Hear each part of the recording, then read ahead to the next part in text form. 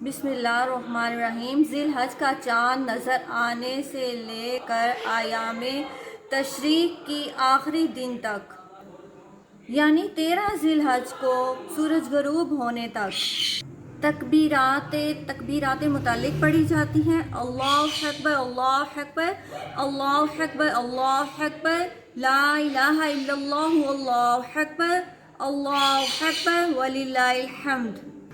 ذی الحج کے 10 دنوں کی فضیلت۔ اللہ تعالیٰ کو کوئی نیک عمل کسی دن میں اس قدر پسندیدہ نہیں جتنا کہ ان دنوں میں پسندیدہ ہے، یعنی عشرہ ذی الحج۔ صحابہ اکرام نے فرمایا، اے اللہ کے رسول، کیا جہاد فی سبیل اللہ بھی نہیں؟ آپ صلی اللہ علیہ وآلہ وسلم نے فرمایا، نہیں، جہاد فی سبیل اللہ بھی نہیں، مگر جو شخص اپنی جان و مال لے کر نکلا ہو اور پھر واپس نہ لایا ہو۔ تو ہم مل کر ان دنوں میں تکبیرات زیادہ سے زیادہ کثرت سے پڑھیں گے۔ اللہ اکبر، اللہ اکبر، اللہ اکبر، اللہ اکبر، لا الہ الا اللہ، اللہ اکبر، اللہ اکبر، وللہ الحمد۔